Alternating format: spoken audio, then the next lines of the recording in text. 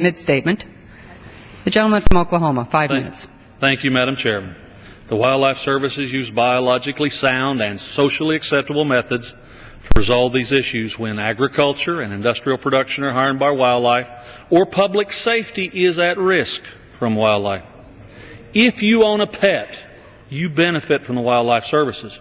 They reduce rabies in wildlife populations, which prevents the spread of that terrible disease to domestic animals and humans.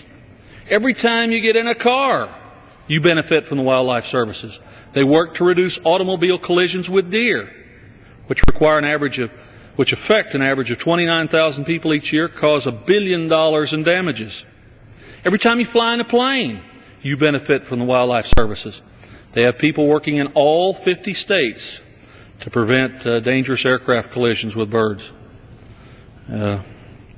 How can we forget Captain Sullenberg's heroic landing on the Hudson River after Flight 1549 hit a bird at takeoff?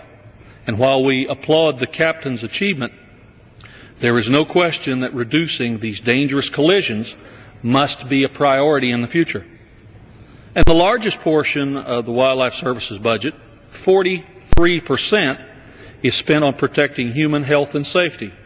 Often, Wildlife Services is the first line of defense against health risks involving everything from West Nile virus to avian flu to Lyme disease. They prevent disease exposure to humans, livestock, and wildlife.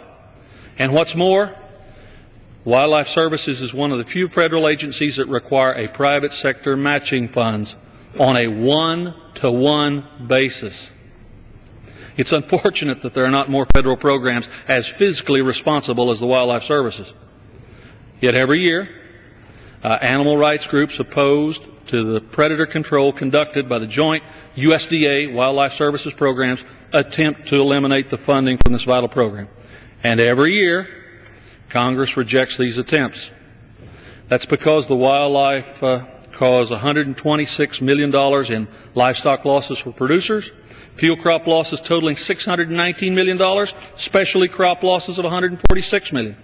All told, wildlife causes $12.8 billion in damage every year to natural resources, public infrastructure, private property, and agriculture. Without the predatory management done by Wildlife Services, losses would explode, driving family farms and ranches out of business. Cutting funding for the Wildlife Services would be both costly and dangerous. Doing so also ignores the proven science behind Wildlife Services work, as well as their commitment to minimizing wildlife mortality. This amendment's not scientifically sound, and it's certainly not economically minded.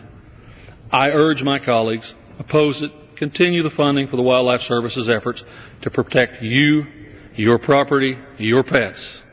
I yield back the balance.